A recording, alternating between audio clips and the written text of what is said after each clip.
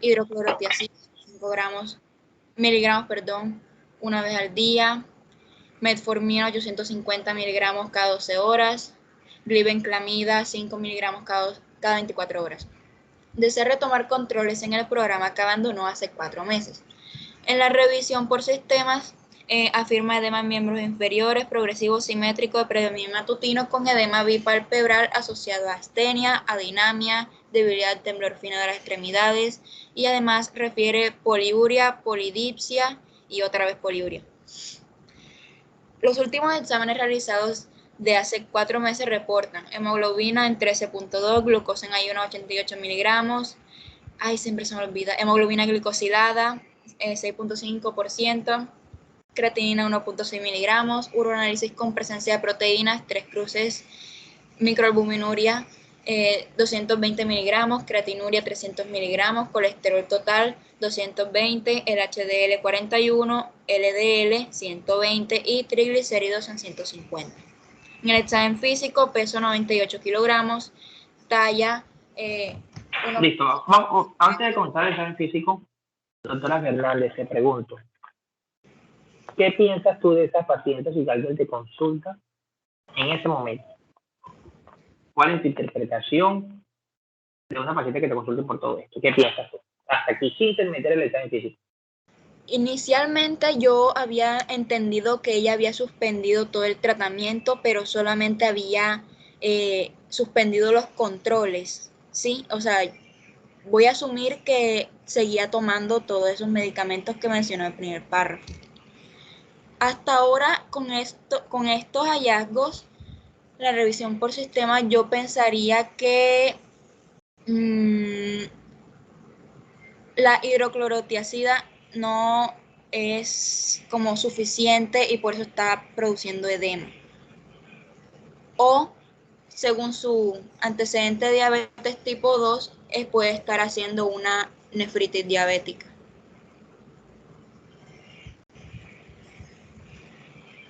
¿Quién más dice algo? Doctor,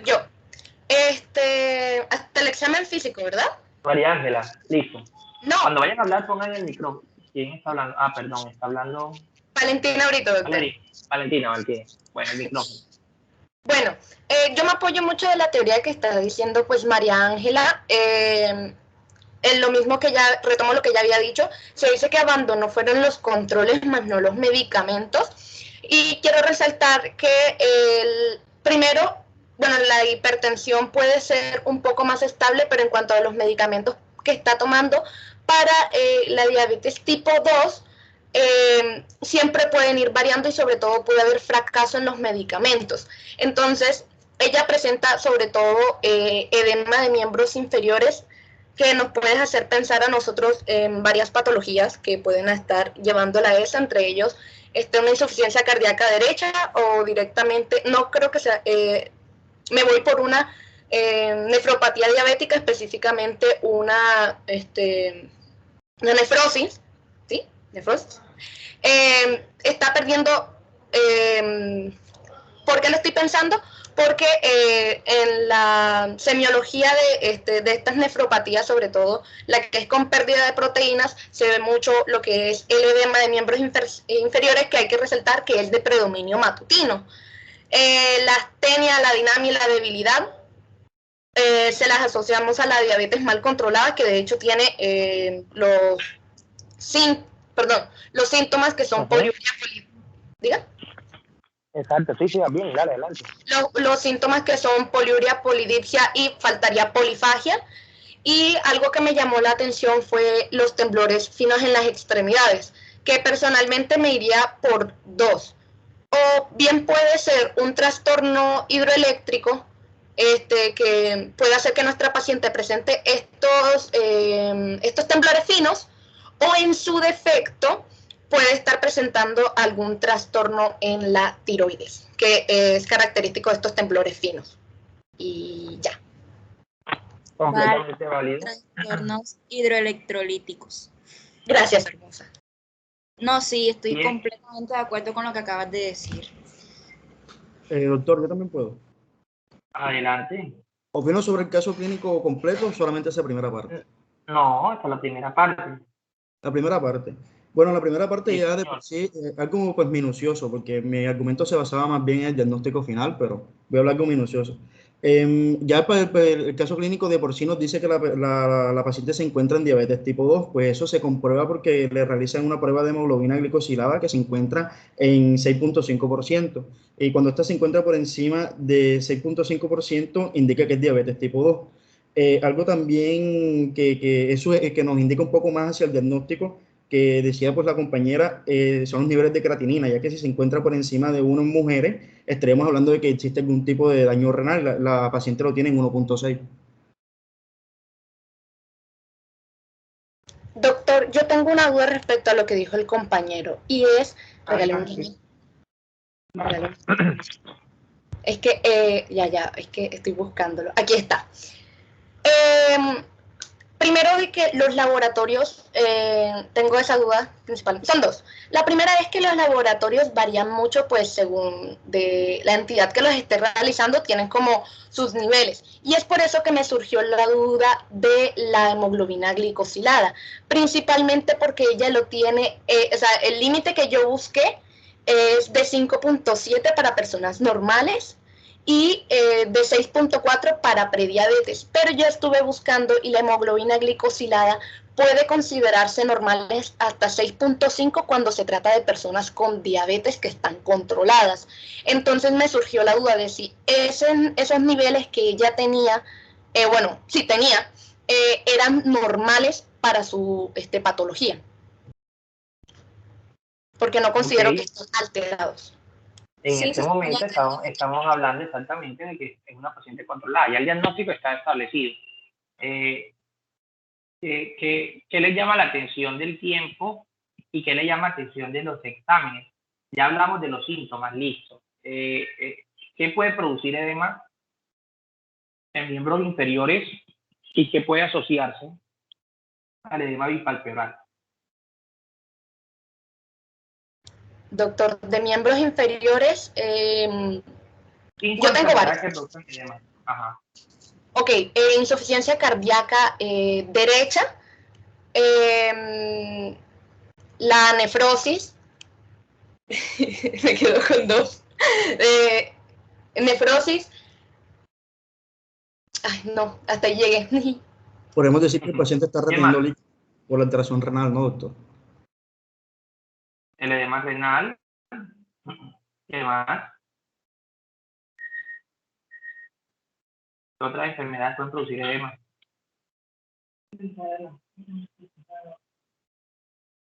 Doctor, según las características de este edema, bueno, como es simétrico, nos orienta más a que la causa es sistémica.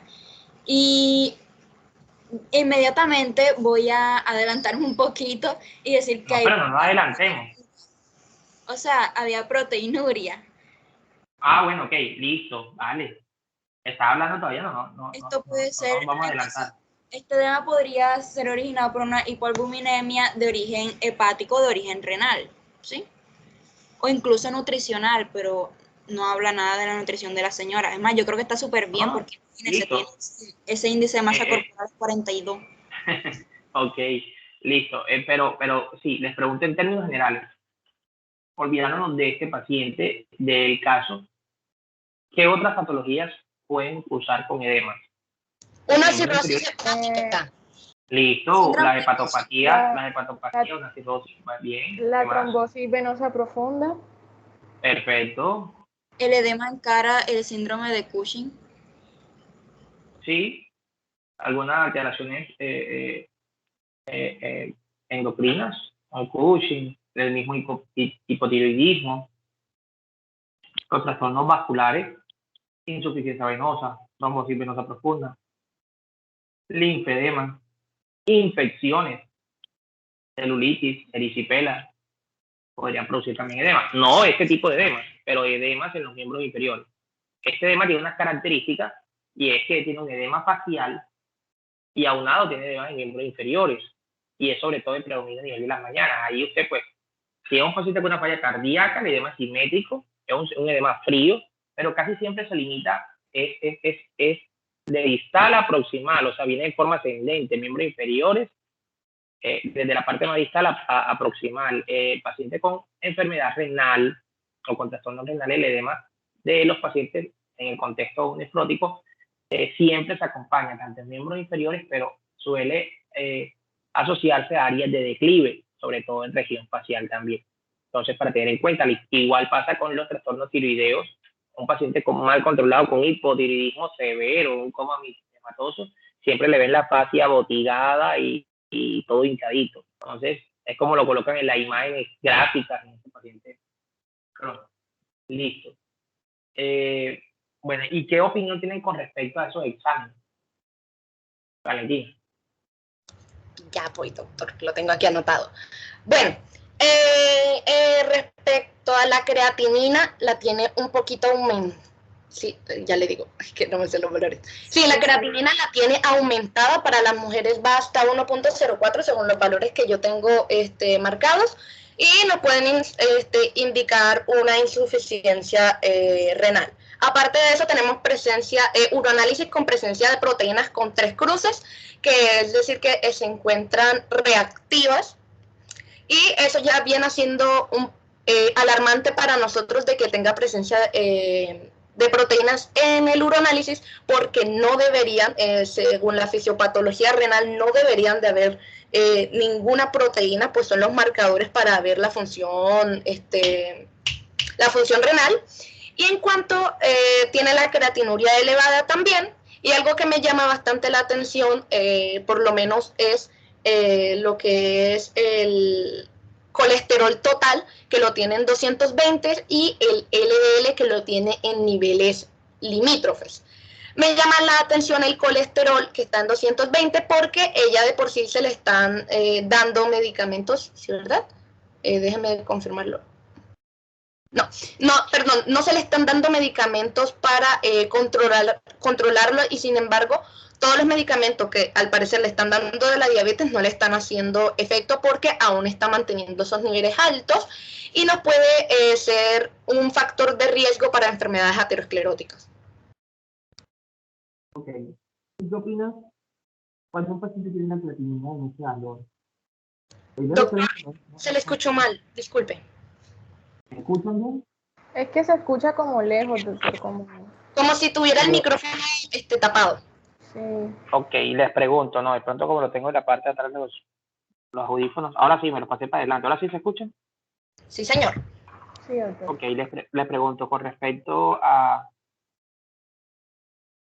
ese valor de la creatinina. Bien, sabemos que está alto el término, pues no hay insuficiencia renal. ¿Qué piensan en ese momento? ¿Es agudo? ¿Es crónico?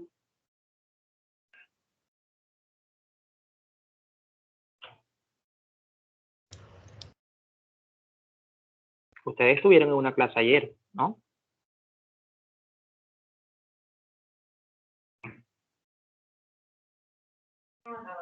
¿Qué piensan? A ver. Doctor, ¿podría repetir la pregunta? Que yo no la escuché. Con respecto a los niveles de creatinina, ¿qué creen ustedes? ¿Que es crónico? ¿Que es agudo? ¿Que tiene una enfermedad renal crónica? ¿Que tiene una lesión renal aguda? ¿Qué piensan? ¿Qué les hace pensar?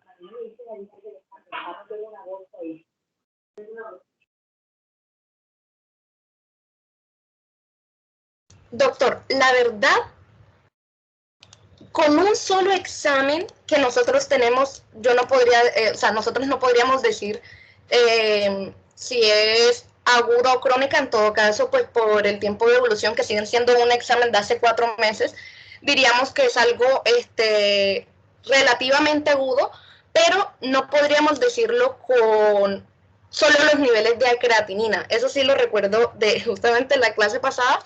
No podríamos decirlo o dar ese diagnóstico únicamente con eso. Doctor, pero podremos decir que es agudo, la paciente se controla. ¿Cómo así? Dice que la paciente tiene controlada la diabetes, entonces podríamos decir de que es una patología aguda. Difiero, ella dice que lo dejó hace 4 meses. Ella está tomando los medicamentos, pero no está controlada. Dejó de ir a los controles. Pero no nos indican que hay un daño antes de eso. ¿Ah? Pero es que tú no puedes decir que es algo controlado cuando no es así. El mismo caso te está diciendo que lo abandonó. Entonces ella está tomando los medicamentos únicamente porque sí. Tiene razón, tiene la creatinina elevada, pero no porque antes de eso ella padeciera de algún tipo de alteración renal. Exactamente, pero no solo con un nivel de creatinina puedes decir que tiene que es algo agudo. Hacen falta exámenes o al menos hacen falta otros valores para tú poder definirlo. Exactamente. Hace falta el boom y para así poder sacar como tal esa relación de boom con creatinina. Eso en la parte aguda, exactamente. Bueno, lo primero es que completamente de acuerdo con lo que decía la doctora ahorita y con lo que revisaron en la clase. Usted no puede definir con una sola creatinina si eso es agudo o es crónico. Muy probablemente necesitará otra creatinina en unos 3 meses para definir si es crónico, dependiendo de la elevación. Eso por un lado. En este momento usted podría interpretar que es algo agudo cuando tiene una sola creatinina que viene en aumento, pero necesitaría otros valores y otras cosas adicionales. Ahora pregunto, esa microalbuminuria, ¿qué les hace pensar?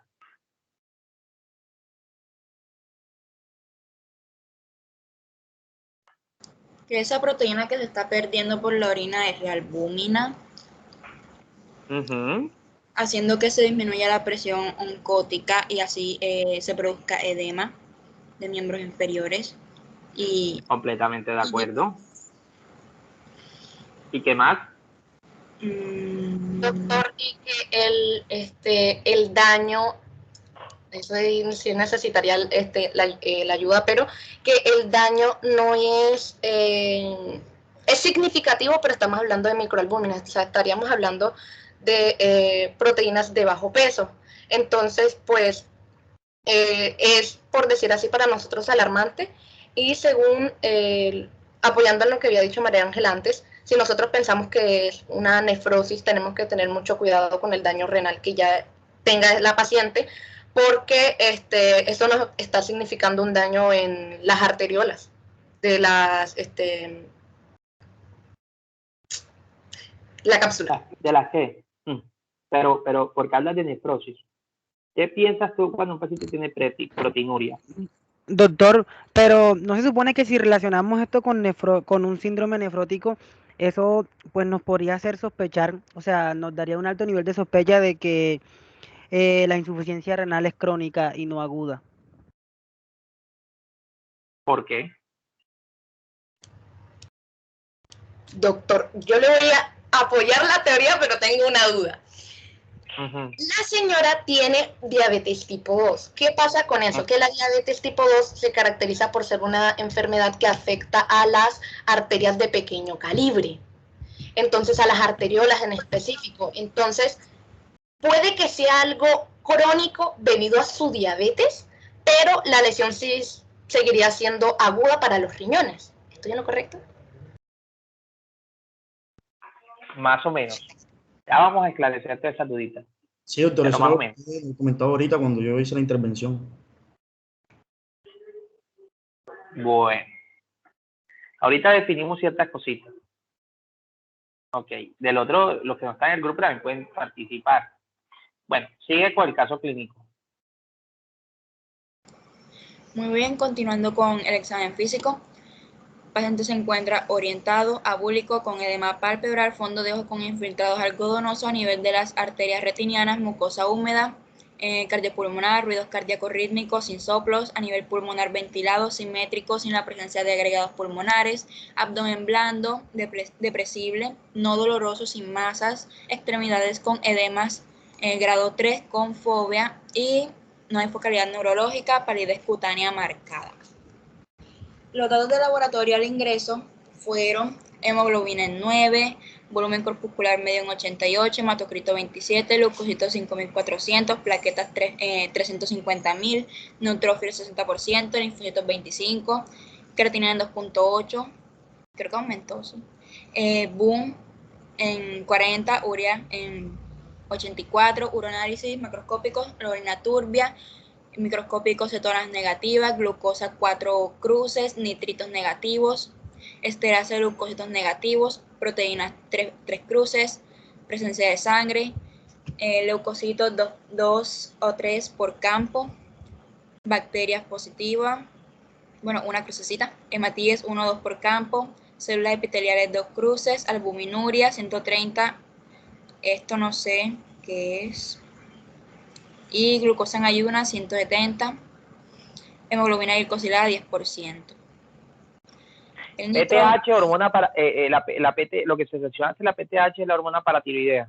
Ah, sí le hicieron, viste, Val, sí le hicieron entonces examen de la tiroides. No estaba normal, porque es que nosotros, no es de la tiroides, paratiroides, hormona paratiroidea.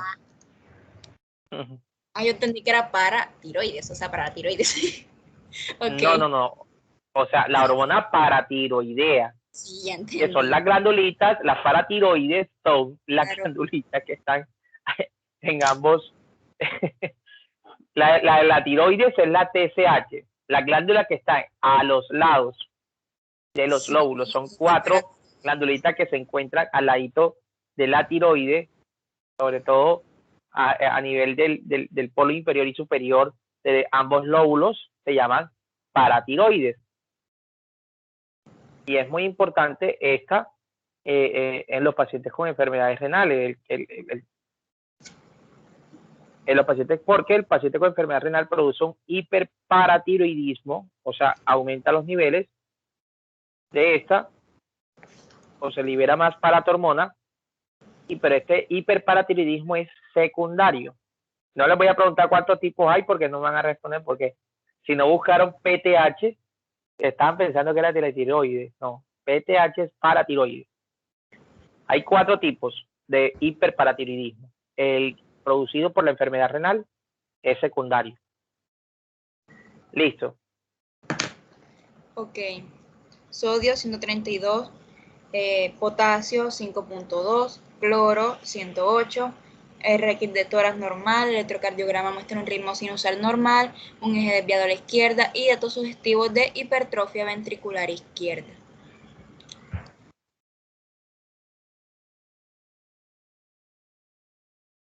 Listo. Hasta ahí. Vaya, cuando estén hablando, prendan el micrófono para ir grabándome sus caras. No importa si están con uniforme, sin uniforme, o peinados o despeinados. Listo.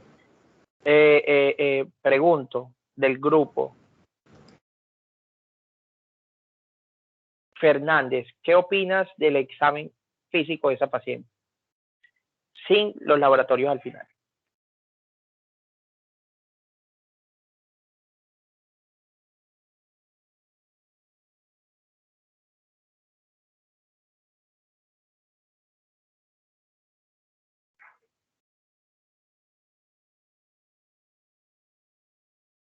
¿Están ahí o estoy hablando solo? Hola. Sí, doctor, se me había trabado el mouse. Ok. Bueno, yo creo que ya yo había comentado qué opinaba sobre la presencia de edemas, pero ahora ya habíamos visto la presencia de infiltrados algodonosos a nivel de las arterias retinianas. Eso indicaría que está haciendo una, ¿cómo que se dice? Una retinopatía diabética y pues que está muy mal controlada, sí, diría yo. Eso sin tener en cuenta los exámenes. Ok, eso está en relación, perfecto. ¿Cómo está su índice de masa corporal? Elevadísimo, en 40. ¿Cómo casi que elevadísimo? Ya nosotros somos médicos y tenemos que hablar en términos médicos. Bueno, ¿en cuánto está el índice de masa corporal? Tipo 3. Grado 3. Ok, obesidad grado 3, con un índice de masa corporal de 42.32. Ok, bueno, y el edema también ese sí es grado 3, y hay signo de la fobia, lo que nos descarta un posible origen linfático de ese edema. Ok, perfecto. ¿Qué más? ¿La presión está bien o no está bien? Está hipertensa. ¿Y la hipertensión cómo se clasifica? Según la NIH, es grado 1.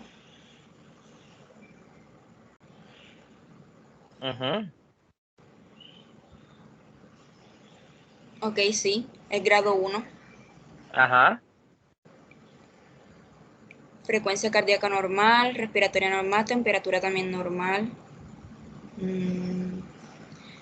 Ay, bueno, el examen cardiopulmonar descarta cualquier afectación a nivel cardíaca. Ya se descubrió una pequeña hipertrofia ventricular izquierda luego de hacerse el electrocardiograma. Ok, María Ángela, pon la cámara. Ay. Ok, perfecto. Listo. Claramente, cuando se tiene un paciente, por eso es importante el examen físico. Si a ti te llega con edemas y tú dices, ok, lo que decías antes, me llega un paciente con edema y yo digo, este paciente está con edemas y yo quiero y estoy pensando, yo me enfrente al paciente, cuando me está consultando, tengo que pensar cuáles son los posibles edemas, que ya los dijimos, todo lo que pueden existir. Pero el examen físico más los datos adicionales me van a ir aportando claramente o me van a ir ubicando en la etiología de este edema. Primero, muy bien lo que estás diciendo, si tú ocultas a un paciente, no hay soplos, el punto de máximo impulso cardíaco no está desplazado, el paciente no tiene crépitos asociados a ese edema y con unos ruidos cardíacos que estén normal, no tiene ingurgitación yugular, tú vas descartando muy posiblemente que ese paciente esté asociando o ese edema está asociado a una insuficiencia cardíaca aguda. Derecha. Sí, puede ser derecha, sí. Una insuficiencia cardíaca aguda Stevenson B, en el contexto que es el estado congestivo, cuando la insuficiencia cardíaca está agudizada o descompensada, ¿ya? O exactamente una falla cardíaca, como se clasificaba antes, derecha. Sin embargo, todavía se sigue hablando del término derecha e izquierda. ¿Listo? Pero sí, estos datos clínicos te descartan eso. Estamos con una paciente obesa, de una obesidad grado 2, índice de masa corporal mayor de 40, y además de eso tiene una hipertensión estadio 1. O sea que no está controlada. Te hago una pregunta, María Ángela. ¿Cuáles son los valores óptimos para un paciente con diabetes e hipertensión? ¿Cuáles son las metas de cifras tensionales que debe tener? Menor a 130/80, si no estoy mal. Perfecto, menor a 130/80. Exactamente. Tenemos que tener menor o igual a 130/80 para hablar de que el paciente está adecuadamente en un control. ¿Listo? Entonces, por ese lado vamos bien. Y, doctor, dígame. Disculpe, es que yo tengo una duda porque me quedó sonando. Usted dijo que el choque, la punta de choque... Disculpe, doctor. Sí. Ahí está, lo siento. Bueno, usted dijo que la punta de choque no se encuentra desplazado, pero a mí me causa curiosidad algo, y es que en el caso clínico, pues directamente no lo mencionan, y a mí me da No te estoy, en el caso clínico no está mencionado, te estoy diciendo cuando uno se enfrenta a un paciente en términos generales, tú vas a ocultarlo, tú lo palpas, normalmente el punto de máximo impulso debe estar entre el quinto espacio intercostal, ya con línea medio clavicular por debajo de la región areolar o inframamario en las mujeres o en el hombre normalmente, pero pon tú que tú le palpes o localices el punto de máximo impulso hacia la línea media axilar, en el sexto, séptimo espacio intercostal. Obviamente estás pensando ese paciente te está ubicando en una posible cardiomegalia sin que tú tengas un estudio radiológico, no tienes un electro, no tienes una placa, pero con un examen físico bien realizado te puedes estar sospechándolo o te puede sugerir la clínica de ese examen físico que ese paciente tiene eso. Ahí tampoco te mencioné ingurgitación yugular, pero si tú ves un paciente y tiene reflejo de pato yugular, lo encuentras acostado y ves cómo se dilata esa yugular, obviamente ese paciente está cursando con aumento de las presiones de la cavidad derecha de corazón y está regurgitando esa sangre. Y no te lo estoy anotando, pero lo que te quiero decir con eso, o sea, el resumen, el análisis, la conclusión de esto es que cuando usted tenga un paciente, siempre integre cada cosita que usted integre con el paciente es importante. Las dos personas que estuvieron conmigo hoy se dieron cuenta de que siempre interrogo y voy uniendo una cosita. Lo último que uno mira son los exámenes. Primero mire la clínica. Cuando usted interroga a un paciente adecuadamente, obviamente esto es un caso clínico, que son casos clínicos de urgencia y muchas veces pues la información es muy rápida, pero ustedes deben, de pronto no han tenido la oportunidad, pero lo ideal es que ustedes realicen una historia clínica de un paciente completa. La historia clínica es el arma fundamental del médico y todo está basado en un buen interrogatorio. Y posterior al interrogatorio, lo que viene es el examen físico.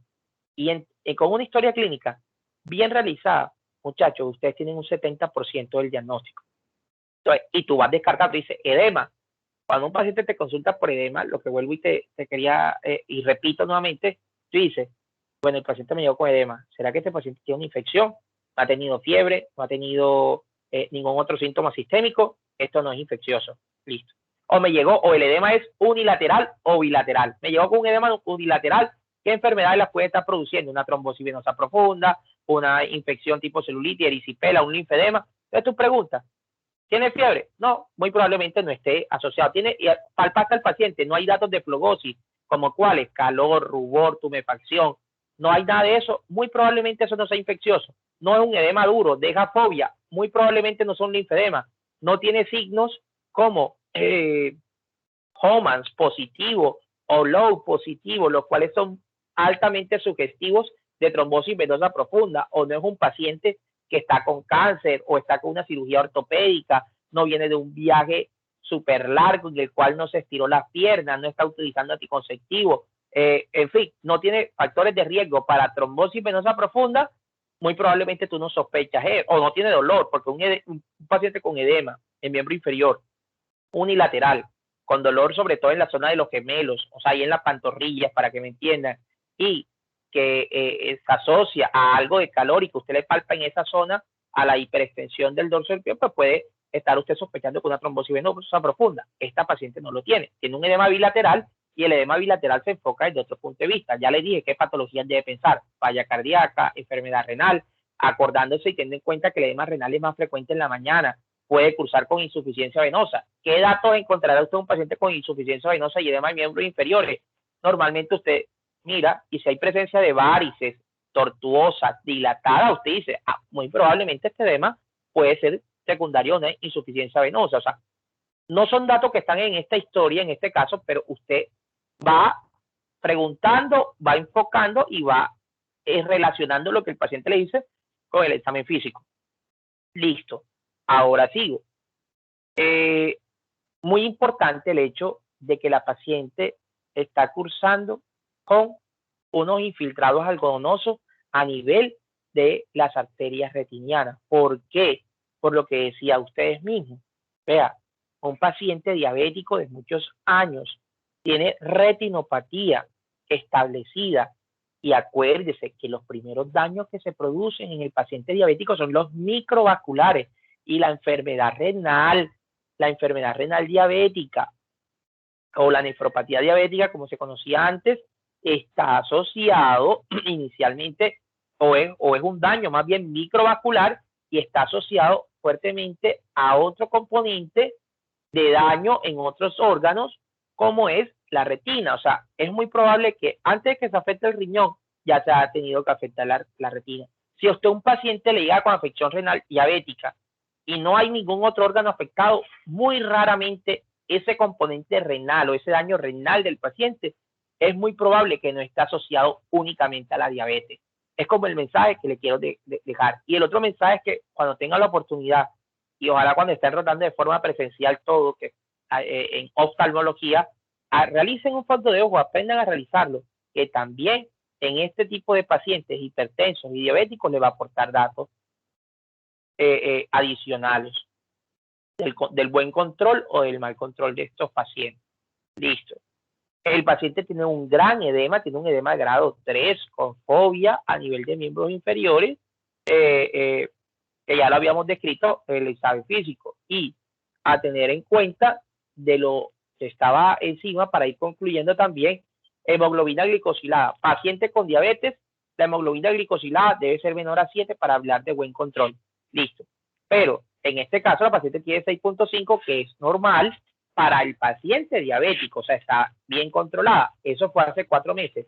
Tiene una creatinina de 1.6, no conocemos previa, no podemos establecer de que una enfermedad renal crónica hasta ese momento. Y llama la atención que el paciente venía con una proteinuria, venía con microalbuminuria. La microalbuminuria se clasifica, la microalbuminuria es el término que se utilizaba antes. Hoy hablamos de albuminuria y la clasificamos en 3 estadios. Un estadio A1, que es cuando el paciente tiene menos de 30, lo que consideramos, entre comillas, normal, porque sabemos que no es normal, aunque el libro lo describe, normalmente ya cuando hay un aumento de esa albúmina por encima de 16, ya se asocia a riesgo o aumenta el riesgo cardiovascular en el paciente, y eso está establecido en algunos estudios. Pero para términos generales, lo que está en la literatura, por debajo de A1, por debajo de 30, albuminuria A1, aparentemente normal. Albuminuria A2, que es la que está entre 30 y 300, es el paciente que debemos prestarle atención porque ya ese riñón está dejando escapar proteínas, como es la albúmina, a través, acordémonos que la albúmina es una macroproteína, no debe atravesar ese epitelio fenestrado a nivel renal, no debe atravesar esa membrana basal glomerular, y algún componente, quien vaya a hablar de nefropatía diabética, nos lo va a explicar mucho mejor. Algo está pasando a nivel de esa membrana glomerular, a nivel de ese epitelio fenestrado, a nivel de esos podocitos, a nivel de esos glucocáliz, que está dejando escapar proteínas y que se están excretando proteínas a nivel urinario. Entonces, ojo, que hay un marcador de daño renal como es la albuminuria, y que si calculamos la relación albúmina-creatinina, que sería lo ideal, esta relación nos está dando mayor a 30, o sea, lo cual nos sigue ratificando que estamos en un grado A2 de albuminuria, y defino enseguida el grado A3, que es cuando está mayor a 300. Aquí estamos en un grado A2.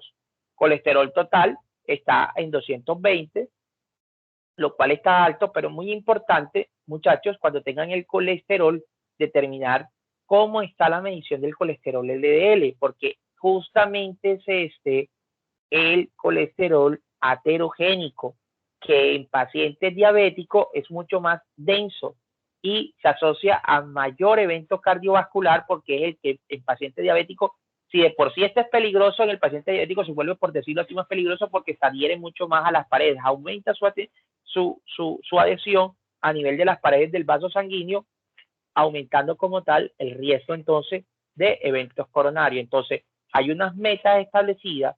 Además, si tiene el paciente 10 años de ser diabético, cumple criterio por definición para ser un paciente de riesgo cardiovascular moderado.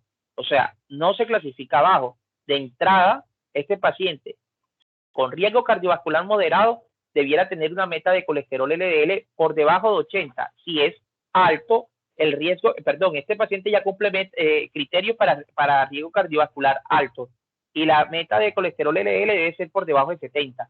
Y si fuese muy alto, o sea, si este fuese un paciente infartado o con un evento cerebrovascular tipo isquémico, o con un paciente con una enfermedad renal establecida, la meta debiera ser por debajo de 55. Aquí no podemos hablar de enfermedad renal crónica, como le digo, porque la creatinina es la primera que tenemos. En este contexto hablaríamos de que es algo agudo hasta posteriormente lo que va a venir con los exámenes. Así que continúe. ¿Quién va a continuar con el caso? Leyendo. Valentina.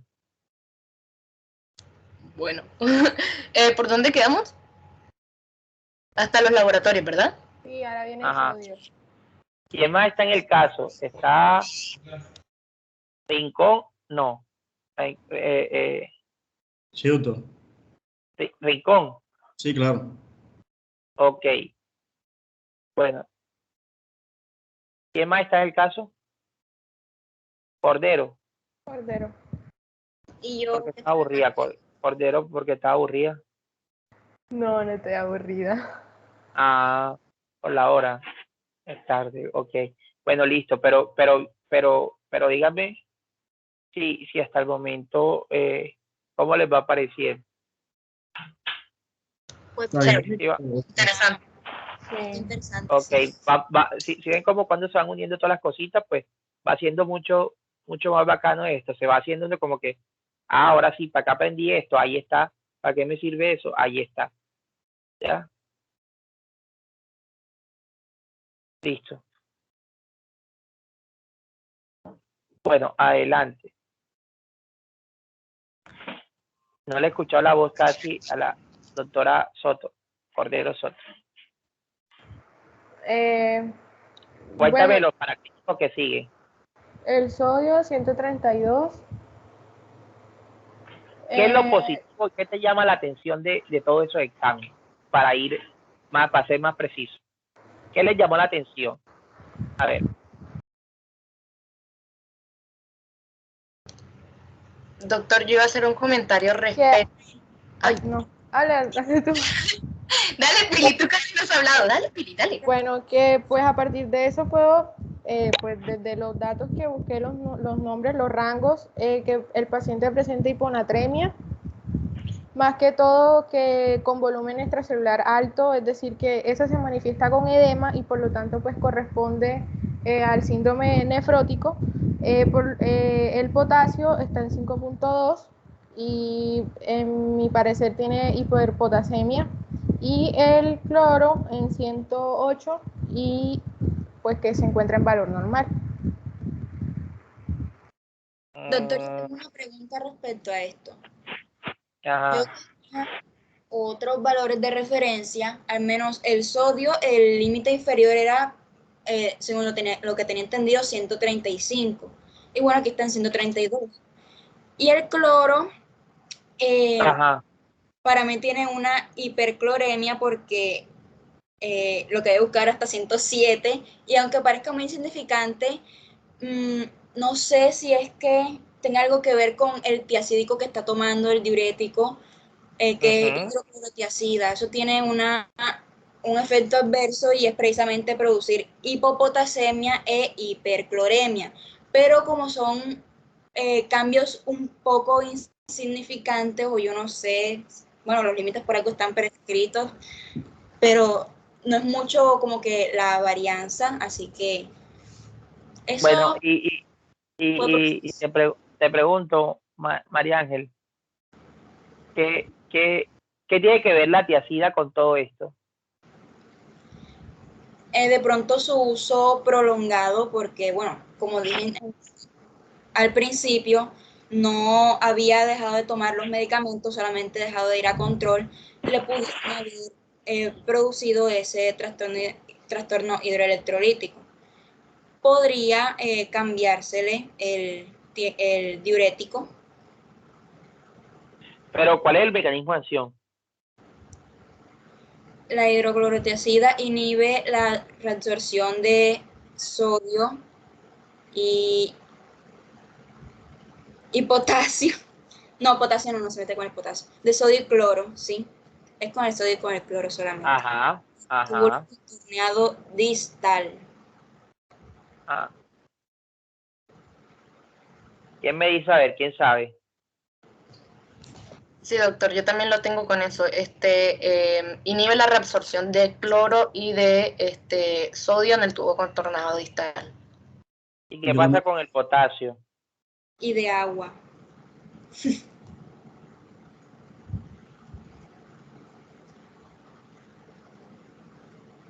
¿Quién más? El potasio está normal. El potasio está en Es de 3.5 a 5.5, ¿no? yo lo tengo hasta 5.2 en los laboratorios que yo busqué, entonces para mí están en límites. Yo lo tengo hasta 4.5. Entonces, no sé. Doctora Fernández. Entonces, la tiacida bloquea ¿Cuál cotransportador? El de cloro, sodio, cloro. Entonces tú me decías que el cloro iba a estar aumentado por eso, o debería estar bajo. Va a inhibir la reabsorción. Ajá, ¿y qué pasa si se inhibe la reabsorción? Había ¿Cómo buscado, debería? tenía entendido ¿Cómo? que unos efectos adversos de este medicamento son precisamente la hipopotasemia e hipercloremia. Hipercloremia, me pareció también raro, pues si va a disminuir uno, va a aumentar el otro, ¿por qué? Si lo que inhibe es su reabsorción. No entiendo. Ellos producen hiponatremia Ajá. Hiponatremia. y debe producir y debe asociarse también a hipocloremia. Este está hiper. Entonces, y aquí está es aumentado, pero realmente pudiese estar afectando más que todo al sodio. Hay otros mecanismos por los cuales el cloro se puede también mantener o estar en el límite. Para mí, este cloro está en el límite si tiene una hiponatremia leve y el potasio está también muy limítrofe. Hipercalemia por encima de 5.5. Pero venga, antes de pasar aquí al bionograma, échense un poquito para arriba. ¿Cómo están los valores de la biomática de esta paciente? Philly.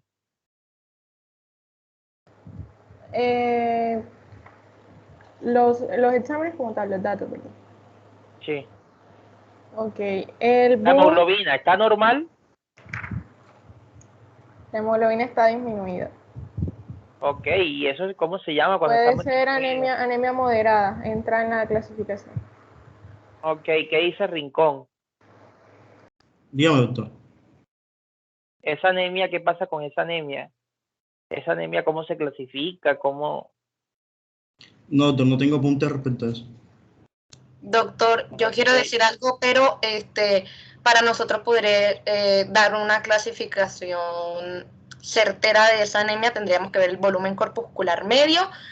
Ahí lo tienes, ¿Dónde está? pero con Aunque, el valor aunque se hay, clasifica. Con el valor se No lo había clasifica. visto. Una, entonces, anemia normocítica. Normocítica, no, Normocrómica. normocrómica, pero no está el de hemoglobina. Estaba. Exacto, no tienes la hemoglobina corpuscular media, simplemente te dieron el volumen corpuscular medio, tienes una anemia que es grado 1, en este caso, por la clasificación de OMS, porque también se puede clasificar como una anemia leve, no moderada, o grado 1 hasta 9. Volumen corpuscular medio 88 está normal, entre 80 y 100, o sea que tiene una anemia normocítica. Entonces, simplemente, Valentina, con la hemoglobina tú puedes clasificar la anemia, obviamente desde el punto de vista de grados, como leve, moderada y severa, o grado 1, grado 2, grado 3 y grado 4, para definir qué conducta vas a hacer con esos niveles de hemoglobina. Pero debes de tener en cuenta también que lo que tú dices es totalmente cierto. De acuerdo al volumen corpuscular, también yo, y para el enfoque de la anemia, la clasifico de acuerdo a los volúmenes corpusculares en anemia normocítica, anemia macrocítica o anemia microcítica. En este caso, es un paciente con una anemia normocítica. Para luego yo establecer por qué esa anemia es normocítica, tendría que solicitar unos reticulocitos, dependiendo del índice reticulicitario o el conteo reticulocitario. Si es alto o bajo, miraría si es una anemia regenerativa, regenerativa, y eso cada una tiene otras causas.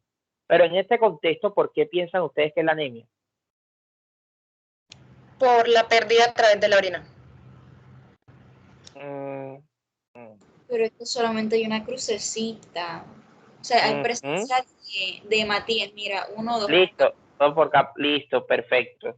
Perfecto, doctora Fernández. Bueno, le pregunto, ¿qué piensan de esa creatinina, de ese boom, esa urea? Doctor, ya entendí.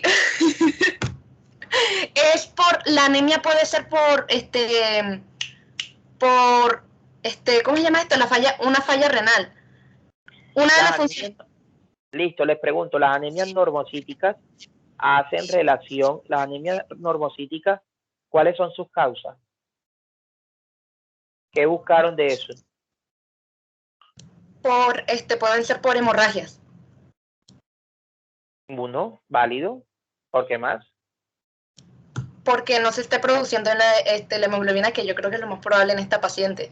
Porque, suponiendo que tenga La hemoglobina sí se está produciendo. Pero tiene anemia. O sea, yo me refiero, bueno, porque de pronto lo que quiere decir es que usted esté produciendo otra cosa, pero la hemoglobina sí, porque tiene hemoglobina. Tiene 9, si no se estuviera produciendo estuviera en 0.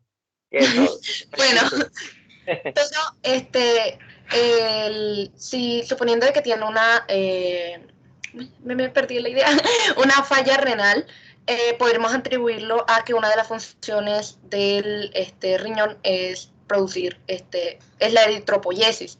Entonces, de pronto puede estar asociada a eso. Perfecto, ahora sí estás diciendo de una mejor forma las cosas. Muy probablemente, en el contexto de su trastorno renal no se esté produciendo de una forma adecuada eritropoyetina, y por lo tanto la eritropoyetina, que es el estimulador en la médula ósea para que se genere la eritropoyesis, esta no se va a dar de forma adecuada. De pronto no se va a producir la misma cantidad, la misma maduración de esos glóbulos rojos, y por lo tanto sí se puede esto implicar en anemia. Listo, entonces la enfermedad renal crónica es una causa de anemia normocítica. ¿Y qué otras causas estudiaron o buscaron? A ver, Fernández. Neoplasias. Eso es muy grande. Doctor, y estoy de acuerdo con lo que acaba de decir Valentina, porque complementándolo con los hallazgos, o más bien con la ausencia de, ¿cómo es que se pronuncia? Esplenomegalia durante el examen físico, Ajá. no estuviera descartando una posible alteración en el vaso. Tal vez, sí, pero algo más. Cuando se produce esplenomegalia, se dan algunos tipos de anemia que son implicadas, que también son de tipo, producen anemia normocítica. Anemia hemolítica, sí. Las anemias hemolíticas también se comportan como una anemia normocítica, que tiene usted que sospecharla en esos casos. Exactamente, y pueden cursar con esplenomegalia, los hiperesplenismos, etcétera. Lo que usted está diciendo es cierto, pero siendo más refinadito, las anemias hemolíticas. ¿Listo? Vale, pregunto otra cosa. A ver, Pili Cordero, Sí. del grupo. ¿Qué interpretaron de esta creatinina ahora? Antes estaba en 1.6 y ahora está en 2.8. Yo digo que aumentó de 1.6 a 2.8, aumentó, lo que indica que hay se está produciendo un mayor daño pues renal. El boom pues que ahora lo tenemos está en 40, está elevado, y la urea está en 84 y también está elevada. Y yo saqué la relación con el boom y la creatinina y me da 14.3. Entonces, cuando es mayor a 0.2, dice que es la enfermedad renal aguda pues de causa pues prerrenal, se asocia a esto, o sea, porque es mayor a 0.2 y me da 14.3. Ok. Y además de eso, pero no entiendo algo, porque si al usar yo esa relación de Boone con la creatinina, me da, o sea, se clasifica como esa enfermedad renal aguda, pero al yo sacar la tasa de filtración o la depuración con la creatinina, me da 35.5, y en la aplicación pues en la que lo realicé, lo clasifica como enfermedad renal crónica estadio 3B, pero entonces ya no sería... Listo. ¿Y por qué fórmula hiciste la tasa de filtración? Ya le digo. Tiene un nombre raro, es un apellido. ¿Qué dice Rincón? A ver, Rincón. ¿Qué dices tú? Te pregunto, ¿qué análisis hiciste tú de esa creatinina? Pues la verdad es que yo opino lo mismo que la compañera, doctor, es lo mismo que tengo aquí en mis apuntes. Por eso, pero que es lo mismo. Que el daño renal se ha agravado desde el último examen hasta el que tenemos actualmente. Pues eso explicaría Ajá, el aumento de la creatinina. ajá, ¿y eso qué significa? Significa que la patología está empeorando, lo que nos indicaría que la paciente se está acercando pues a una enfermedad renal crónica. Se está acercando a una enfermedad renal crónica. Ok. ¿Qué dice Valentín? Doctor, se llama Ya, Cockcroft-Gault. listo, perfecto. ¿Qué dice Valentina? Doctor, es que justo lo estaba buscando. Regáleme un momento porque lo tenía anotado por aquí y se me perdió. Listo, ya lo encontré.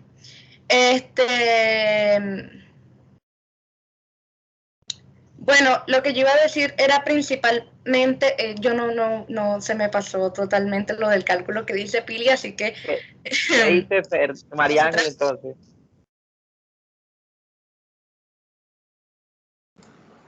No, sin comentario de respeto. Tampoco. ¿Cómo así? Ajá, listo. O sea, bueno, ¿qué interpretan ustedes de eso? ¿Ustedes por qué creen que yo les coloqué ahí que hace 4 meses los exámenes eran uno y ahora son otros? ¿Qué importancia o qué relevancia tiene eso? para ver la evolución del paciente. Pero ¿qué importancia tiene la relación en el tiempo? Pues que a medida que pasa el ¿Qué tiempo, pues que implicación? aumentan. Le voy a preguntar más claro. ¿Qué implicación tiene de que tenga más de 4 meses con una creatinina que está elevada? Sugestivo de cronicidad. Exactamente, que está hablando de que es algo crónico, no ni que se acerca ni nada de esa vaina, Doctor, ¿qué es algo de crónico? que exactamente, cuando ustedes van a leer la definición de enfermedad renal crónica, dice que se cataloga como la disfunción o la alteración de la función renal por más de 3 meses o cualquier entidad que se asocie o que sea o que conlleve a la afección de la misma durante más de 3 meses. Ejemplo, un paciente con albuminuria o un paciente que tiene una hematuria por más de 3 meses o está cursando una proteinuria, listo, y que no tiene deterioro o que si esto afecta o cuando hay deterioro por debajo de 60, ¿ya? De la tasa de filtración glomerular. Esa es la importancia que tienen eso. Entonces, doctora Pili, hiciste la tarea muy juiciosamente porque calculaste la tasa de filtración, pero por un lado, por ese lado bien, y la tasa de filtración la calculamos por varias fórmulas, puede ser Crawford-Gault, puede ser CK-de-EPI, puede ser MDRD, que son las más utilizadas. Sin embargo, de todas, la más usada a nivel del mundo es la CK-de-EPI. Después le sigue la MRD. El problema es que la MRD me deja por fuera un grupo de pacientes que son jóvenes y la Crawford-Gault la seguimos utilizando en Colombia, fue una de las primeras que salió dentro de la fórmula, por eso es la más viejita, hace alusión al apellido de ambos señores, Crawford por un lado y Gault por el otro, y el problema que tiene Crawford-Gault es que necesitas tener peso, talla, entonces sobreestima a los pacientes obesos y la edad, sobreestima a los pacientes muy ancianos, sobreestima a los pacientes jóvenes, y sobreestima a los pacientes muy delgados, porque tienen en cuenta en peso, ¿listo? Cosa que no pasa con MRD y CKD. Eso por un lado. Que esa tarea la hiciste bien, le da una tasa de filtración de 35. Y ahí sí tú sí puedes calcular la tasa de filtración porque ya tienes más de 3 meses. Lo que no tenías que hacer era calcular la relación Von-creatinina. En este caso no, porque ya tú estás viendo que tiene una creatinina previa de 1.6 y acá estás teniendo una creatinina de 2.8, o sea, ha aumentado, la tasa de filtración está por debajo de 60 y tienes más de 3 meses de estar con esta función renal alterada. Por lo tanto, ya cumple criterio de enfermedad renal crónica. Y tú la enfermedad renal crónica la clasifica, le tienes que colocar nombre, apellido, primer apellido y segundo apellido. Sí. Aparecía como moderada severa. Aparece Okay. una tabla. La clasificamos de acuerdo a la tasa de filtración. Tasa de filtración mayor a 90, estadio 1. Entre 90 y 60, estadio 2. Entre 60 o más bien 59 y 45, estadio 3A. 3A. Por debajo de 45 hasta 30, 3B. Paciente entre 30 y 15, 4 y menor a 15, estadio 5. Listo. Entonces, pero, este paciente, dígame. No, disculpe, sigue hablando yo. Este paciente está cursando con una enfermedad renal crónica, estadio 3B, por la tasa de filtración que tú calculaste, o sea, por Coforgado. Y además tenemos que colocarle el otro apellido, y es que tiene una enfermedad renal crónica estadio 3B, y tenemos que colocar el apellido de la albuminuria, el primer apellido, A2, porque tiene una albuminuria en grado 2. Y además tenemos que colocarle el segundo apellido, que es la etiología. ¿Cuál es la etiología de esta enfermedad renal? Diabetes. Exactamente. Las dos, diabetes, que es una etiología mixta, es diabético e hipertenso. Ambas enfermedades están produciendo esto. ¿Listo? Doctor, Entonces, tengo una preguntita que no alcancé a escuchar. Usted dijo que le deberíamos de colocar los dos apellidos, referente a la tasa de filtrado glomerular y la albúmina, ¿cierto? Exactamente. Es que yo, o sea, según los apuntes que yo tengo, pues ellos lo clasifican como G y A, o sea, para el filtrado glomerular lo tienen como G y para la albuminuria lo tienen como A. Ese sí, pero entonces cuando usted se refería a T, ¿se hacía referencia al filtrado glomerular?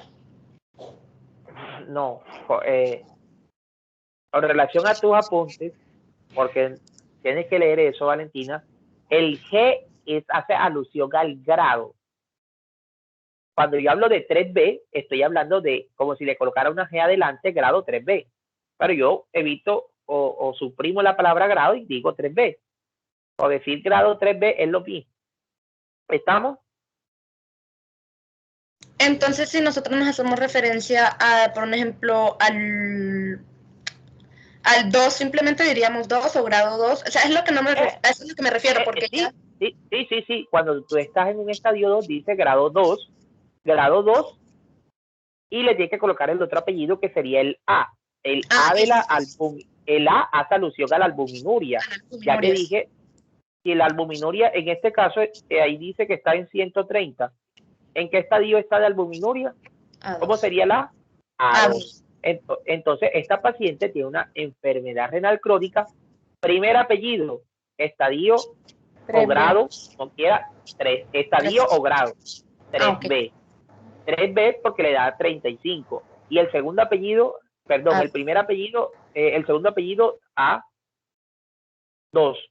Y luego le colocaríamos el tercer apellido, que es la etiología, la causa etiológica de la enfermedad. En este caso es hipertensiva y diabética. Las dos están jugando o están conllevando a la progresión de la enfermedad renal. ¿Estamos? Ahora, Pili, con respecto a lo que tú decías de hacer el cálculo y la relación o el índice Boone creatinina, al principio, cuando tú tenías en 1.6, que tú estás pensando que estás cursando con una relación, con una lesión renal aguda, ahí tú sí lo puedes hacer, porque tú no tienes la definición o el determinante tiempo mayor a 3 meses. Entonces tú, sin temor a equivocarte, si tú primero tienes un paciente y lo ves y le llega con una creatinina de 2, tú de entrada tú no puedes definir que ese paciente es crónico. Ahora, pueden existir en el examen físico o pueden existir dentro de los exámenes algunos datos que te sugieran que es crónico. Ejemplo, un paciente que te llega a ti por primera vez con una creatinina de 2 y tú ves que ese paciente está con piel seca, pérdida de cola de las cejas, tiene además el cabello está un poco fino, delgado, algo de edema en los miembros inferiores, y le miras en sus exámenes una anemia normocítica, normocrómica, Además de eso, te das cuenta que probablemente está cursando con un hiperparatiroidismo, tiene un potasio discretamente aumentado o muy limítrofe. Tú dices, esto no es tan agudo para que el paciente tenga datos clínicos y tiene también a nivel, tanto en el examen físico como a nivel de biohemática, algunos exámenes que me están sugiriendo que esto es crónico. Pero ojo, tú no puedes clasificar la enfermedad renal como crónica hasta que no tengas el determinante tiempo. ¿Estamos? O pasa muchas veces que encontramos que el paciente tiene creatinina 1.8 y se le hace una ecografía renal y se encuentra que hay pérdida de la relación corteza-médula. Entonces uno dice, muy probablemente este paciente es enfermo renal crónico, pero muy probablemente porque usted necesita tener el tiempo para definir la enfermedad como tal. Entonces tú, si te llega primero y no tiene más nada, tú puedes hablar que una lesión renal aguda, una injuria renal aguda, con esa creatinina de arriba 1.6, pero ya abajo diciendo, porque la historia dice que te llega 4 meses después, y ya tú estás viendo que el paciente al llegarte, tú dices, uy, ya tenemos, antes estaba así, le subió, pero sigue estando alterada, y le calcula la tasa de filtración y te da una tasa de filtración que viene deteriorándose, tú dices, sin temor a equivocarte, con una enfermedad renal crónica. Y que nuevamente les repito, que ya lo tuvieron que haber visto en la clase que tuvieron con el doctor Heriberto, le deben colocar el apellido. Como enfermedad renal crónica, de acuerdo al grado o al estadio, dependiendo de la tasa de filtración, y el otro es clasificarlo de acuerdo a la albuminuria. ¿Listo? Y por último, establecer la etiología, que la principal causa de por sí es la diabetes, le sigue la hipertensión y de ahí hay otras causas más. ¿Listo? Entonces la relación como tal, boom, las hago, pues ahora en este caso no, porque ya tiene más de 3 meses. Pero cuando si no, estás, cuando no tiene el tiempo y tú estás sospechando que es algo agudo, ejemplo, estuviste en UCI o estás en la urgencia y te llega el paciente, el doctor Carlos Llanos, y te llega y tú le tomas dentro de tus exámenes iniciales, llegó con edema, no te está orinando y tú quieres, le tomas los exámenes y te parece una creatinina de 2, tú le pides el boom y tú sacas la relación y tú dices, uy, el doctor Llanos me está cursando con una injuria renal aguda o una lesión renal aguda en el contexto de pronto de una lesión renal aguda prerrenal, intraparenquimatosa o postrenal. Entonces, para eso te va a servir, así como también va a utilizar la fracción excretada de sodio del FENA, menor o mayor a 1%. Te sirve también para diferenciar dónde estás o cómo te ubicas con tu paciente en el momento agudo. ¿Estamos? ¿Ya me entendiste? Sí. Igual, Ya. esto es para todos. O sea, pero está muy bien que lo haya hecho, sino que no había tenido en cuenta el tiempo como tal, no sabía exactamente esa relación, cuando, o sea, si se usaba siempre o qué. Listo, ya vi que ni tú ni tus compañeros, pero te tomaste el ejercicio de hacer las dos cosas y eso es válido. Y como les digo a todos, uno aprende de los errores, ten la plena seguridad que de aquí en adelante vas a tener eso en cuenta y algún día te acordarán de esta hora y de estas cosas que estamos hablando con los casos clínicos, porque así es que uno aprende. No es de otra forma.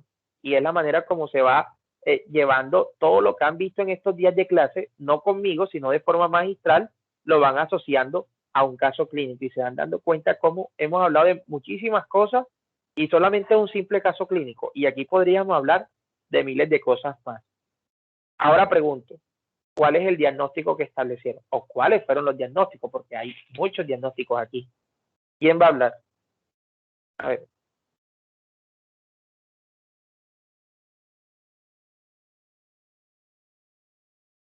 Todos se quedaron en silencio en el grupo. A ver. Si me permite, me gustaría compartir mi idea. Listo, Rincón, claro que sí. Yo me centro, pues, bueno, primero que nada me gustaría dar pues mi conclusión.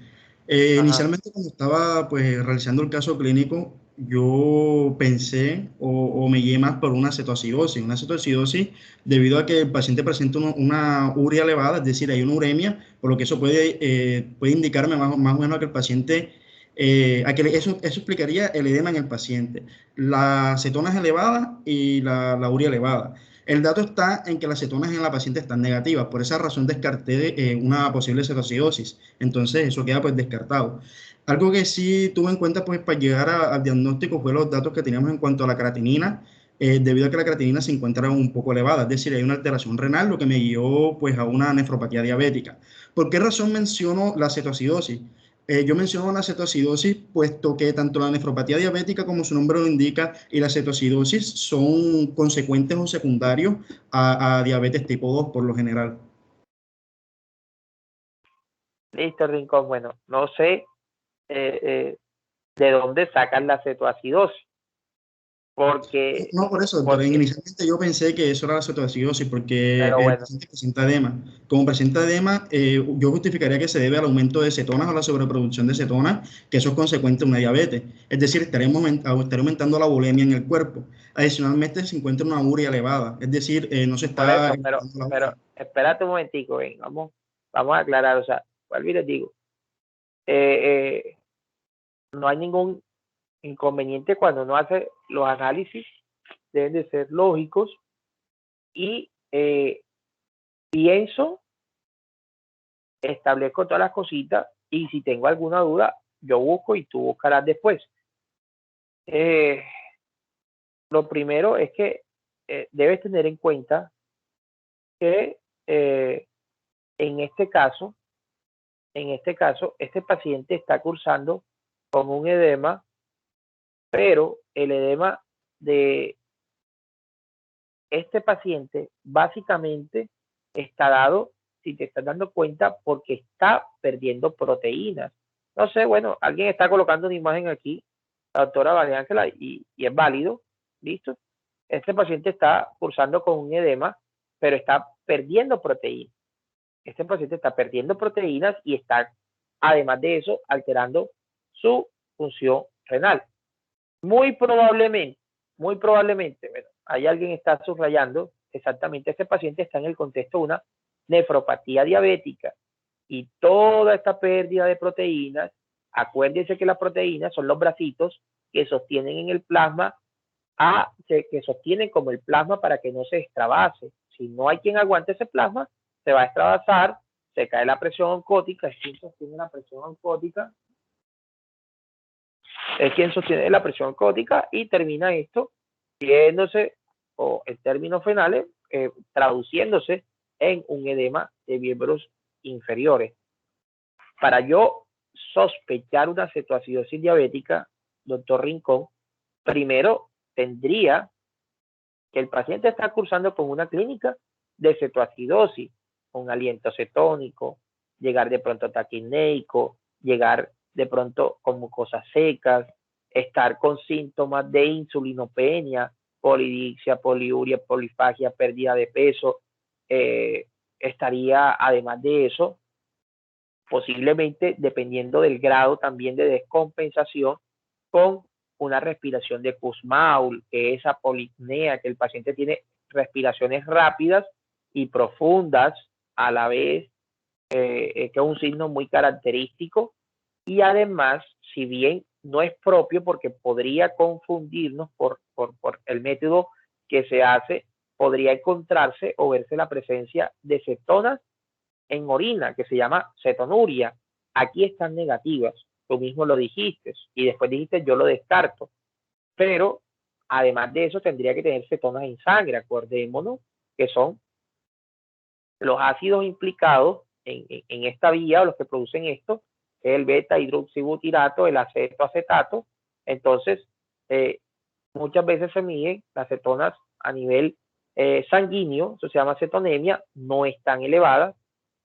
Debería tener unos gases arteriales en los cuales el paciente está cursando con una acidosis metabólica o una acidemia metabólica, que se da o se expresa en un gas arterial como un pH bajo y un bicarbonato bajo, y además de tener esta acidosis metabólica como asociado, debería tener un anión GAP elevado, que el anión GAP no es más que esa diferencia entre iones y cationes, y debería estar por encima de 12, este anión GAP.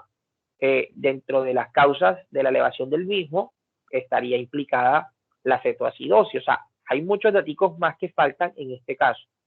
Además, la cetoacidosis per se no es que produzca edema. ¿Ya? Entonces, como para dejar eso clarito, lo otro que dijiste es correcto, pero hay como que mezclaste una cosita con otro y yo realmente, con una paciente así, pues yo no pensaría en una cetoacidosis, porque no hay ningún datico adicional que me esté sugiriendo que tiene una cetoacidosis en este caso clínico. Exactamente, sí, el diagnóstico final es nefropatía diabética. Simplemente compartí pues que en mi proceso de realizar el caso clínico pensé inicialmente que era una posible cetoacidosis. Ok, listo, pero por eso, pero la cetoacidosis podría no estar, o sea, no tiene una relación clara con los edemas. Más bien la producción es otra cosa. Yo te estoy aclarando. Lo otro, perfecto, válido. Sí, por eso El paciente está cursando con una nefropatía diabética. No, es válido. Cada quien piensa de manera diferente, pero ahí está la cosa. Vamos enseguida aclarando ciertos punticos. Yo te estoy diciendo de que sea malo, tú estás pensando y estás haciendo un análisis, pero nuevamente te estoy diciendo, como aclarando y reforzando esas cosas que de pronto vamos estableciendo de acuerdo a este caso conciso. ¿Listo? Y válido tu apreciación desde el punto de vista como lo pensaste. Sí, tú me dices, sí, profe, al principio la polidulcia, la piriduria, cuando vi el paciente pensé, pero mira que no te están refiriendo que está con disnea, ni que está taquisneica, ni nada de estas cosas. O sea, entonces, ni tampoco en el examen de orina. Es lo único que tengo aquí como para resaltar. ¿Qué otro diagnóstico apuntas ahí, Rincón? No, listo, solo puse nefropatía diabética, doctor. Y ya, pero hay otros diagnósticos. Adelante. Brito. Sí. Bueno, lo voy a decir así en orden según pues todo lo que nosotros hablamos. El primero sería hipertensión, que sigue estando maltratada, estadia 1. Tiene obesidad grado 3 y una diabetes tipo 2 con diagnóstico secundario de nefropatía crónica G3, grado 3B. Enfermedad renal crónica. Ok, enfermedad renal crónica, grado 3B A2 y una retinopatía también diabética, secundaria a la diabetes. Claro. ¿Y qué más tiene? A ver. Tendría la hipertensión, obesidad, diabetes, retinopatía y la enfermedad renal crónica, serían 5. Ok. Válido. ¿Qué más dice la doctora Fernández?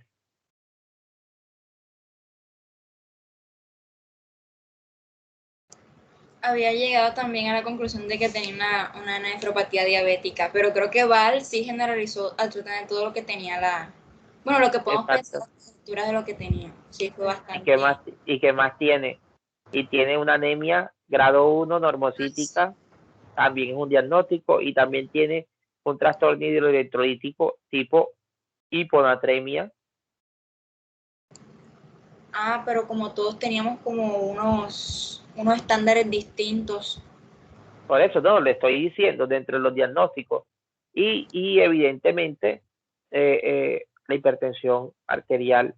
Y sí, muy probablemente esta paciente, ahora, no podemos establecer, porque esta paciente, si bien puede ser la diabetes que está implicada porque está cursando con datos, o está en el contexto de un síndrome nefrótico ahí porque tiene pérdida de proteínas, pero las dos cosas pueden alterar esa membrana y pueden alterar o pueden aumentar la producción y la pérdida de albúmina a nivel de la orina, o sea, crear albuminuria. Entonces, las dos enfermedades podrían estar implicadas, relacionándose más la diabetes, pero sí podríamos también hablar de una enfermedad renal diabética, pero entonces para hablar de enfermedad renal diabética tendríamos que dejar la hipertensión de un lado.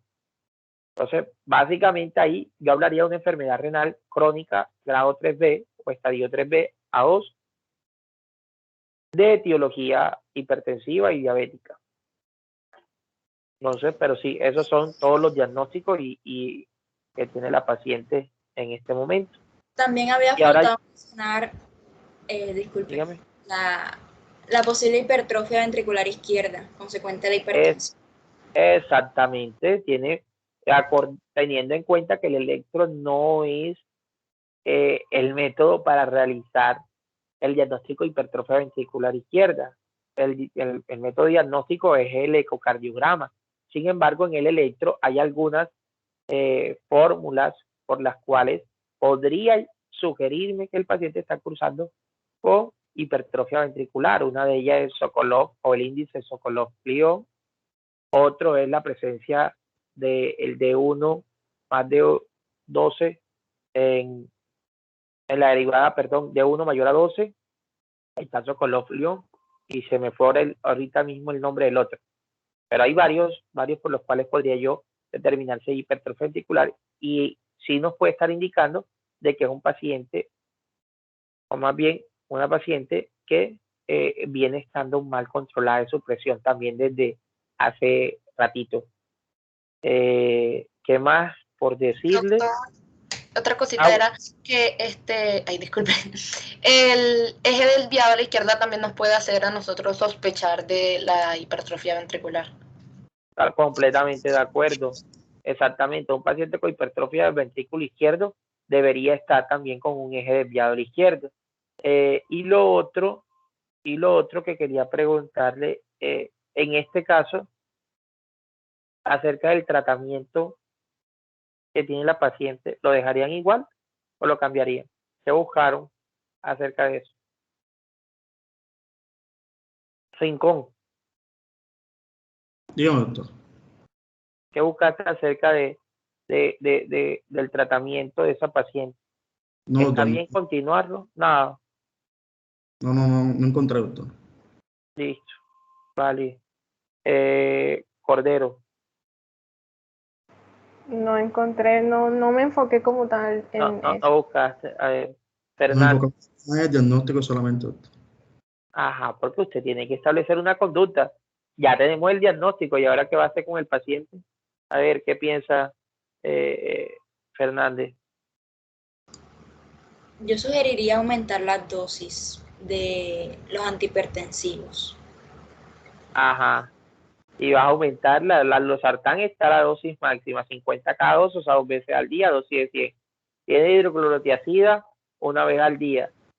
La dosis máxima es hasta 50, pero ya estás cursando con hiponatremia, entonces subir la dosis como que, ajá. Y de estos antihipertensivos, no sé si de pronto quisiste decir agregarle otro antihipertensivo. Ok, puede ser. Y con respecto a la medicación de la diabetes. No, de eso sí no consulté realmente. Doctor, yo sí quiero decir de la diabetes. Espérate, vale. Dígame. Dale, amor, dale. O sea, le podrían cambiar el diurético por furosemida. Consideraría yo furosemida. Ok. Ya ¿Y qué dice? Ok. ¿Y ahora qué dice Vale? Doctor, no, yo era principalmente porque estaba fijándome en el mecanismo de acción de los medicamentos de la diabetes tipo 2. Ella le estaban dando metformina, que si no estoy mal, ahí también está en dosis máxima, en los 850 miligramos.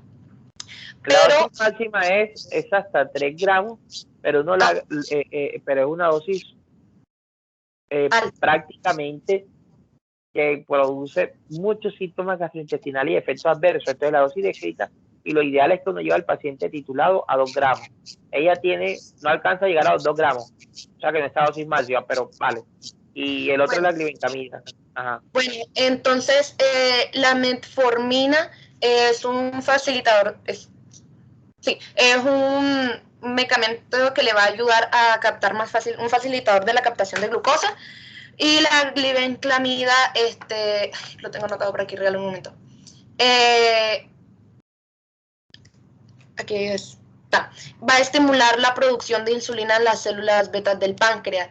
Pero según todo esto que está viendo, y sobre todo porque está cursando por una obesidad tipo 3, consideraría o cambiar el medicamento o pensar en dar insulina, puesto de que es muy probable que la depresión de la función de esas células betas ya está alcanzando sus límites y por eso es que no esté funcionando el tratamiento, porque es muy común en los pacientes con diabetes tipo 2 y sobre todo aquellos que no tienen controlado lo que son los estilos de vida, que esos medicamentos tiendan a fallar precisamente porque las células betas ya no van a producir insulina porque tienen una depresión total en sus funciones. Entonces de nada me va a valer a mí darle facilitadores y darle medicamentos que me ayuden a producir más insulina si directamente nuestras células beta del páncreas no van a producir nada. Entonces el tratamiento de la diabetes habría que cambiarlo. Y pensar Con todo esto, Val, ¿sugerirías que habría que suspender la glibenclamida? Y a mi parecer dejaría la metformina porque pues entonces, ¿cómo se va a facilitar la entrada de esa glucosa a la célula? Si está dando insulina por un lado, metformina por el otro. ¿Tendría coherencia? O sea, pregunto. No, porque en todo caso, sí, no, pero en todo caso yo quitaría la glibenclamida porque lo que te está haciendo ella es ayudar al páncreas a producir más insulina, pero lo más probable es que tu páncreas ya no, o sea, su páncreas, perdón, ya no tenga esa producción de insulina. En cambio, la metformina, si bien, como lo decía el doctor, nos puede producir más sintomatología, nos va a ayudar a que el paciente mejore esa resistencia a la insulina, ¿ya? Entonces, los facilitadores de la glucosa se consideran como primera línea, hasta donde lo tengo entendido. En cambio, los que son, por ejemplo, la glibenclamida, pues tienen su límite hasta la producción de la insulina del paciente, que en este caso es una señora con obesidad tipo 3 que probablemente abandonó controles, entonces va a ser muy poco provechoso para ella. Bueno, ok. Comparto algunas cosas con usted y otras no. Pero lo primero es que los medicamentos, la glibenclamida es un medicamento, una sulfoniluria, que ya la doctora Valentina, pues, dijo el mecanismo de acción. Él estimula a la célula beta para que a través de los canales SUR1 se produzca o se libere la insulina por esa célula beta pancreática.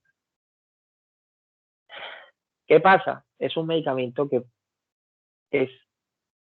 está asociado a hipoglicemia y además es un medicamento que favorece la obesidad. No se recomienda su uso por el metabolismo de él y la excreción es a nivel renal. Si yo tengo un paciente con una enfermedad renal con una tasa de filtración muy baja como esta, que está en un grado o un deterioro moderado ya entrando a severo, el paciente, si la excreción renal, ¿usted qué piensa que va a pasar con el medicamento? Si el riñón ya no está trabajando de forma adecuada, ¿qué va a pasar con el medicamento? Se va a acumular. ¿Cómo? Se va a concentrar mucho más a nivel urinario, a nivel sanguíneo, perdón, porque no se va a excretar y la vida media de este medicamento puede oscilar hasta 72 horas o en pacientes con enfermedad renal. Entonces, ¿qué puede pasar? ¿Qué creen que va a favorecer en el paciente? Puede producir o conllevar al paciente a una hipoglicemia. Y la hipoglicemia, que es una complicación de la diabetes, mata. Entonces, por esta razón, este medicamento en pacientes con enfermedad renal, pacientes ancianos, pacientes con comorbilidades, encamados, etcétera, no debería utilizarse. De hecho, ya casi no se utiliza al día de hoy. Y cada vez cayó o está entrando en mayor desuso. Primero. Segundo, la metformina, si bien es un excelente medicamento y es la primera opción terapéutica farmacológica después de las medidas no farmacológicas que son ejercicio y una dieta hipocalórica, la primera opción farmacológica en todas las guías es la metformina. ¿Listo? En todas las guías siempre se comienza con metformina. a no ser de que el paciente tiene un riesgo cardiovascular alto y o tenga una,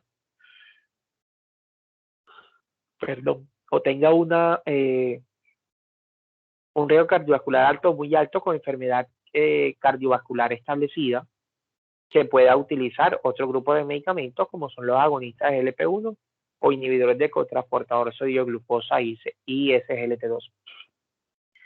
Del resto, todas las guías recomiendan metformina, pero la metformina también tiene eliminación renal. Si bien no es un medicamento hipoglicemiante, sí mejora la resistencia a la insulina, favorece la gluconeogénesis a nivel hepático, pero el problema con ella es que también se concentra a nivel renal y por lo tanto, y además puede generar acidosis láctica.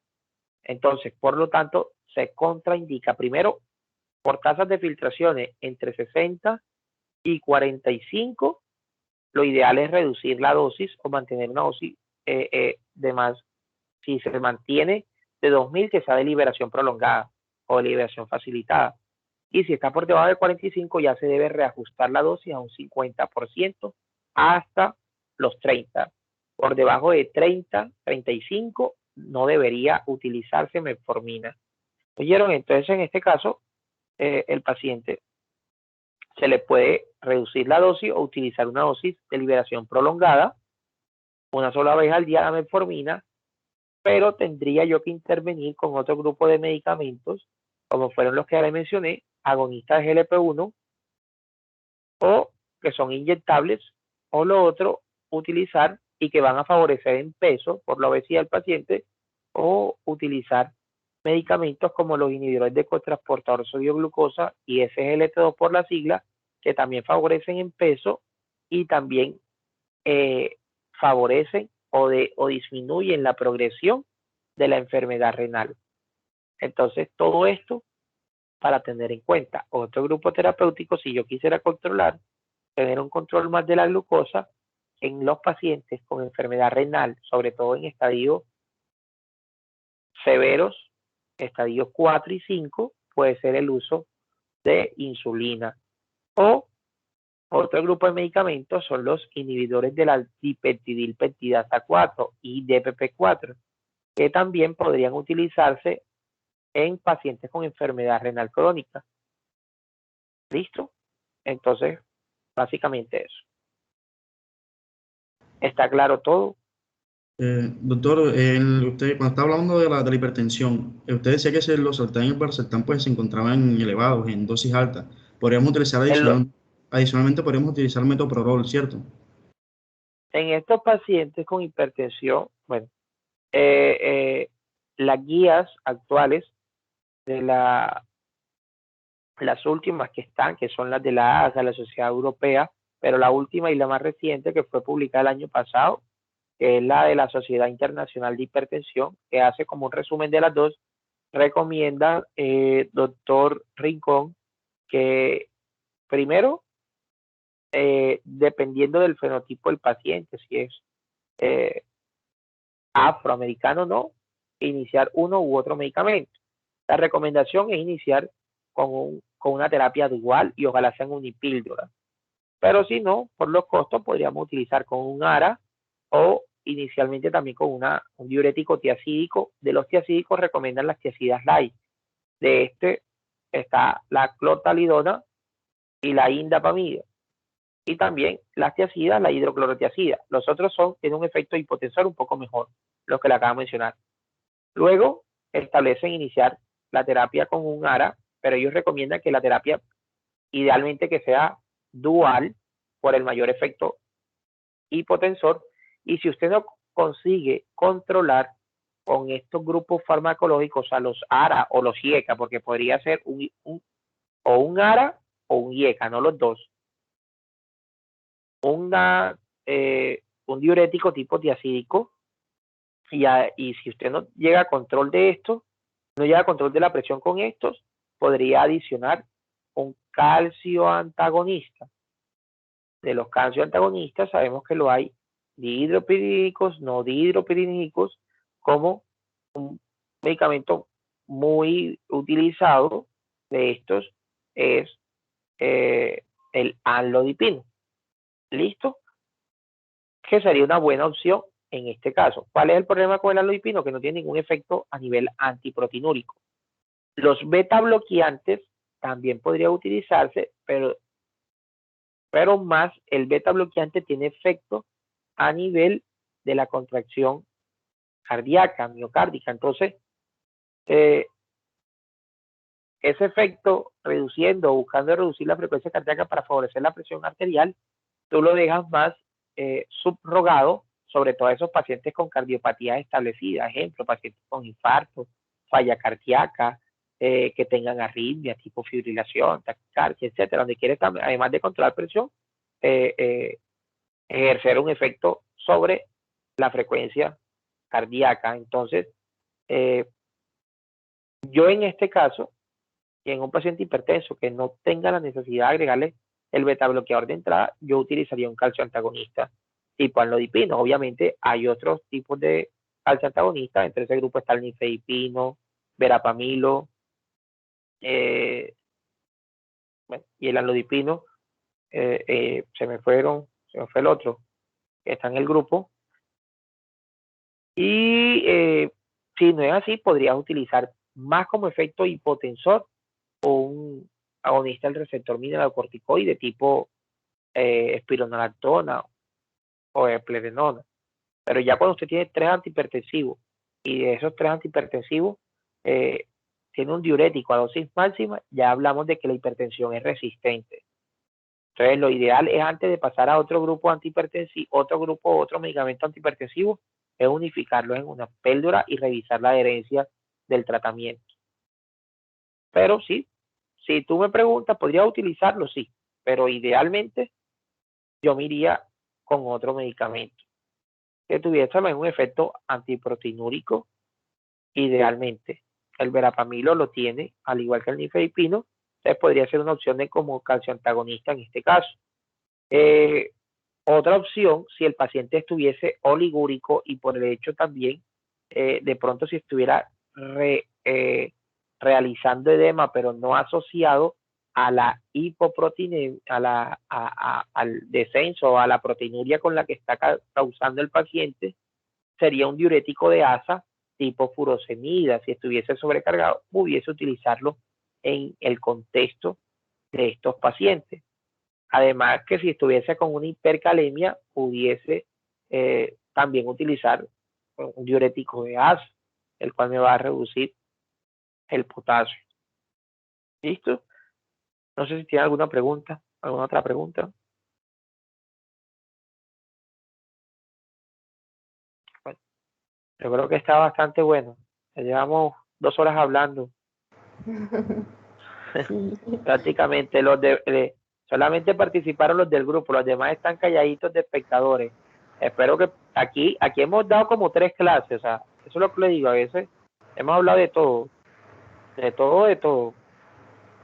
Doctor, yo le iba a preguntar algo, bueno, es con respecto a mi exposición.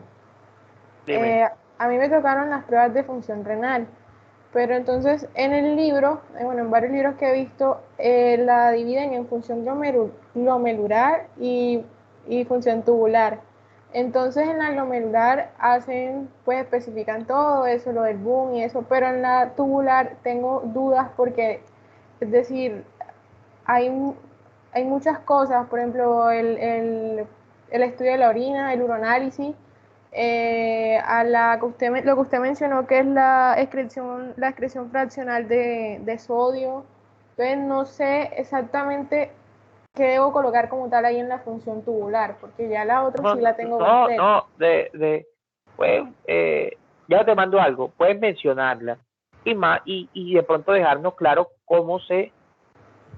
cuando se utilizan, qué quiere decir una, qué quiere decir la otra. Por ejemplo, cuando la fracción excretada de sodio está mayor a 1, si hace alusión a una enfermedad renal parenquimatosa. Cuando está menor a 1 cuando está mayor a 1 porque es prerrenal, cuando está menor a 1 parenquimatosa